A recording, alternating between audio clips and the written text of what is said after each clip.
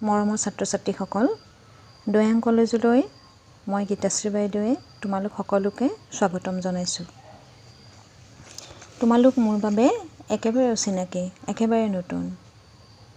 কি জানা, সদায় SS ফাৰ্ষ্ট ইয়েৰ প্ৰথম ক্লাছটো কৰি মই বৰ ভাল পাওঁ। নতুন নতুন মুখ দেখা পাওঁ, কিন্তু অতি দুৰ্ভাগ্যজনকভাৱে আজি তোমালোকক নেদেখাকৈয়ে তোমালোকৰ লগত কথা পাতিছোঁ। তোমালোক আটাইয়ে লজিক লৈছা নহয়? বিষয়টো চাগৈ কেনেকুৱা জানিবৰ মন গৈ আছে। সাংঘাতিক এটা ধুনীয়া ছাবজেক্ট জানা, মাত্ৰ অকণমান মনোযোগৰ দৰকাৰ। ভালদৰে বুজি পালে লজিকটো ৰসগোল্লাৰ দৰে কোমল আৰু মিঠা। বুজি নাপালেহে তিতা। তোমালোকৰ একো অসুবিধা নহয়, গাইড দিবলৈ মইতো থাকিমেই। কিন্তু লজিকটোনো কি আছে তাত? লজিকটোনো কি এই বিষয়ে তোমালোকক আজি মই অকণমান কিবা এটা আইডিয়া দিম। লজিকৰ অসমীয়া প্ৰতিশব্দ হৈছে তৰ্কবিদ্যা বা তৰ্কবিজ্ঞান।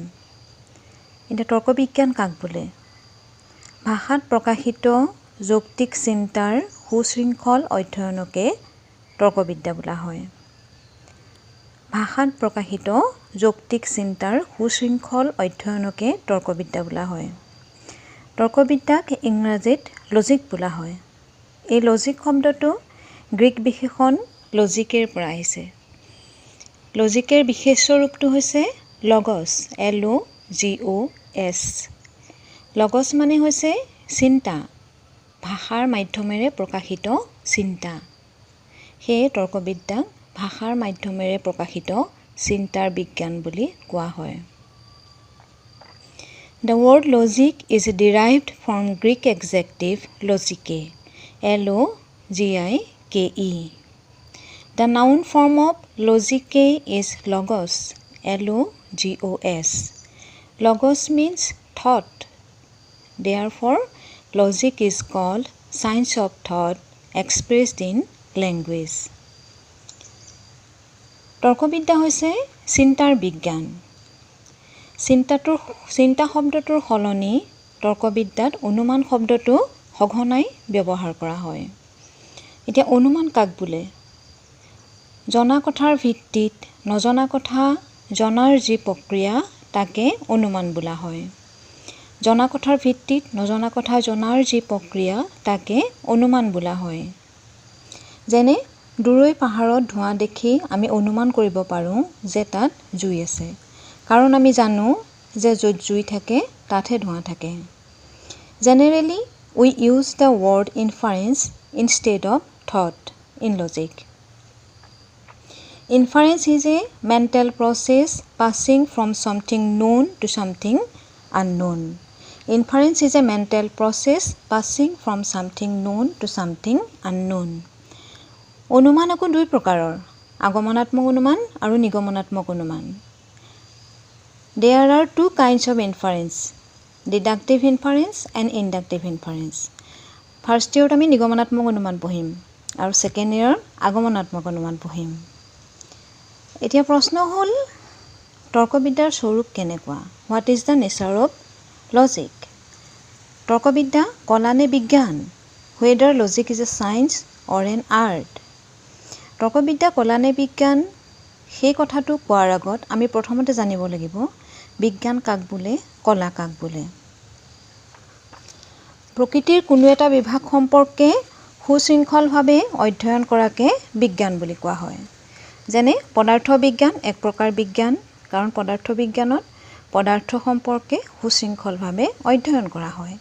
ৰাসায়ন বিজ্ঞান এক প্ৰকাৰ বিজ্ঞান, ৰাসায়ন বিজ্ঞানত ৰাসায়ন সম্বন্ধে সুশৃংখলভাৱে অধ্যয়ন কৰা হয়।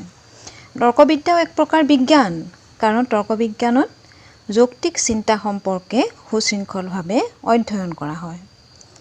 এতিয়া প্ৰশ্ন হ'ল, কলা কাক বোলে? জ্ঞানক কামত লগোৱা পদ্ধতিয়ে হৈছে কলা। জ্ঞানক কামত লগোৱা পদ্ধতিয়ে হৈছে কলা। যেনে অস্ত্ৰোপচাৰ বা অপাৰেশ্যন এক প্ৰকাৰ কলা, কাৰণ অস্ত্ৰোপচাৰ কৰোঁতে প্ৰথমতে মেডিকেল পঢ়োঁতে অপাৰেশ্যন কেনেকৈ কৰা হয় তাক শিকি লোৱা হয়, আৰু যেতিয়া এজন ডাক্তৰে অপাৰেশ্যন কৰে তেতিয়া সেই জ্ঞানখিনি কামত লগায়। সংগীত এক প্ৰকাৰ কলা, কাৰণ সংগীত প্ৰথমতে শিকি লোৱা হয় তাৰপিছত গান গাওঁতে বা নাচোঁতে এই জ্ঞান কামত লগোৱা হয় তৰ্কবিদ্যায়ো শুদ্ধ চিন্তাক ব্যৱহাৰিক জীৱনক কামত লগাবলৈ শিকায় সেইফালৰ পৰা তৰ্কবিদ্যা এক প্ৰকাৰ কলা Science is a systematic body of knowledge relating to a particular department of nature. Logic is a science because logic is a systematic study of truth. An art is a body of practical rules and techniques for the attainment of a certain end. It teaches us how to apply knowledge into actual practice. Logic is a art of reasoning. The function of logic is to apply certain practical rules and techniques for the attainment of truth. Logic is both art and science. Some logicians said logic has been described as a science of all sciences and art of all arts. তৰ্কবিদ্যা কলা আৰু বিজ্ঞান আমি দুইটাই পালোঁ ন এই কিছুমান তৰ্কবিদ্যা ক'ব খোজে তৰ্কবিদ্যা কলা আৰু কলা বিজ্ঞানৰো বিজ্ঞান অৰ্থাৎ সকলো বিজ্ঞানৰ মূল বিজ্ঞান আৰু সকলো কলাবিদ্যাৰ মূল কলা কাৰণ সকলো বিজ্ঞানে তৰ্কবিজ্ঞানৰ আলোচ্য বিষয় চিন্তাৰ নিয়ম পদ্ধতি মানি চলিহে নিজৰ ক্ষেত্ৰত আগবাঢ়িব পাৰে কলায়ো ঠিক তেনেকৈ চিন্তাৰ নিয়ম পদ্ধতি মানি চলিহে আগবাঢ়িব পাৰে যৌক্তিক চিন্তা সম্পৰ্কে মূল জ্ঞান নাথাকিলে কোনো বিজ্ঞান বা কলা সম্ভৱ নহয় সেইকাৰণে তৰ্কবিদ্যাক কোৱা হয় কলা আৰু কলা বিজ্ঞানৰো বিজ্ঞান বিজ্ঞান আকৌ দুই প্ৰকাৰৰ আদৰ্শনিষ্ঠ বিজ্ঞান আৰু বস্তুনিষ্ঠ বিজ্ঞান আদৰ্শনিষ্ঠ বিজ্ঞানে এটা বিষয় কেনেকুৱা হোৱা উচিত এই সম্পৰ্কে অধ্যয়ন কৰে এটা বিষয় কেনেকুৱা হোৱা উচিত এই বিষয়ে অধ্যয়ন কৰে যেনে নীতিবিজ্ঞান এক প্ৰকাৰ আদৰ্শনিষ্ঠ বিজ্ঞান নীতিবিজ্ঞানে আমাৰ আচৰণ কেনেকুৱা হোৱা উচিত এই সম্পৰ্কে অধ্যয়ন কৰে তৰ্কবিদ্যায়ো আমাৰ চিন্তা কেনেকুৱা হোৱা উচিত এই সম্পৰ্কে অধ্যয়ন কৰে সেইকাৰণে তৰ্কবিদ্যা এক প্ৰকাৰ আদৰ্শনিষ্ঠ বিজ্ঞান Normative science deals with things as they should be. Positive science deals with things as they actually are.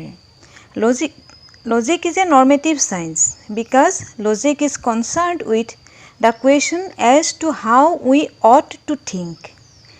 How we ought to think and not how we do actually think. এতিয়া কথা হ'ল কি আমাৰ যিকোনো বিষয় সম্পৰ্কে অলপ হ'লেও জ্ঞান আছে হয়নে নহয় কিন্তু এই জ্ঞানৰ উৎস কি আমি জ্ঞান কেনেদৰে লাভ কৰোঁ জ্ঞানৰ উৎস কি জ্ঞানৰ উৎস হৈছে তিনিটা প্ৰত্যক্ষ অনুমান শব্দ বা আপ্তবাক্য There are three sources of knowledge perception inference and authority প্ৰত্যক্ষ হৈছে আমাৰ ইন্দ্ৰিয়সমূহৰ লগত বৰ্হিজগতৰ সংযোগৰ ফলত যি জ্ঞান হয় তাকে প্ৰত্যক্ষ বোলা হয় আমাৰ ইন্দ্ৰিয় পাঁচটা হয় নহয় চকু কাণ নাক জিভা ছাল এই ইন্দ্ৰিয়সমূহৰ লগত বৰ্হিজগতৰ সংযোগৰ ফলত যি জ্ঞান হয় তাকে প্ৰত্যক্ষ বোলা হয় Perception is that by which we directly come to know something by the help of our sense organ দ্বিতীয়টো উৎস হৈছে অনুমান ইনফাৰেন্স আমি আগতেই কৈ আহিছোঁ অনুমান কাক বোলে জনা কথাৰ ভিত্তিত নজনা কথা জনাৰ যি প্ৰক্ৰিয়া আমি জনা কথাৰ ওপৰত ভিত্তি কৰি কিছুমান নজনা কথা জানিব পাৰোঁ inference is a mental process passing from something known to something unknown শব্দ বা আপ্তবাক্য 3 নম্বৰ উৎসটো হৈছে শব্দ বা আপ্তবাক্য নিৰ্ভৰযোগ্য ব্যক্তি যেনে ধৰা তোমালোকৰ মা দেউতা শিক্ষক শিক্ষয়িত্ৰী বয়োজ্যেষ্ঠ ব্যক্তি আদিৰ পৰা আমি জ্ঞান লাভ কৰিব পাৰোঁ বা প্ৰামাণ্য গ্ৰন্থৰ সহায়ত আমি জ্ঞান লাভ কৰিব পাৰোঁ authority means the evidence of reliable person like parent and teacher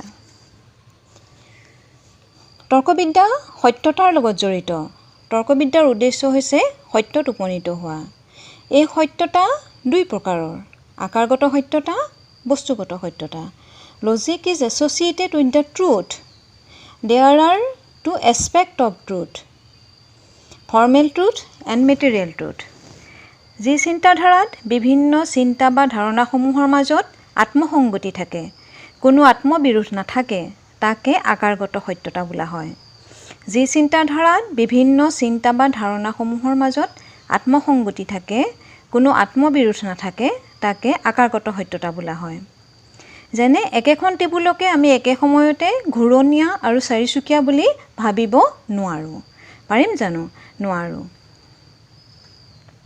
বস্তুগত সত্যতা হৈছে যি চিন্তা বাস্তৱ জগতৰ লগত মিল থাকে যি চিন্তা বাস্তৱ জগতৰ লগত মিল থাকে সেই চিন্তা আকাৰগতভাৱে সত্য চিন্তা হয় যেনে সোণৰ পাহাৰ ৰূপৰ নৈ এইবিলাকৰ বাস্তৱ সত্যতা নাই বাস্তৱ জগতত সোণৰ পাহাৰ নাই ৰূপৰ নৈ নাই গতিকে এইবিলাক চিন্তা বস্তুগতভাৱে অসত্য চিন্তা material truth means correspondence of thought with things of the actual world and formal truth means self-consistency or freedom from self-contradiction amongst thought themselves.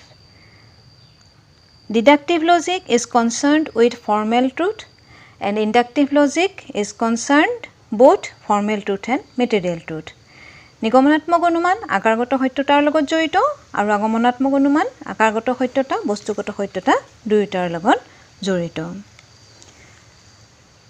হ'ব দিয়া এদিনতে ইমান বেছি নালাগে আৰু তোমালোকে অকণমান হ'লেও আইডিয়া হৈছে হয় নহয় হ'ব দিয়া আকৌ লগ পাম তোমালোকক এনেকৈয়ে হ'ব থেংক ইউ ভেৰি মাছ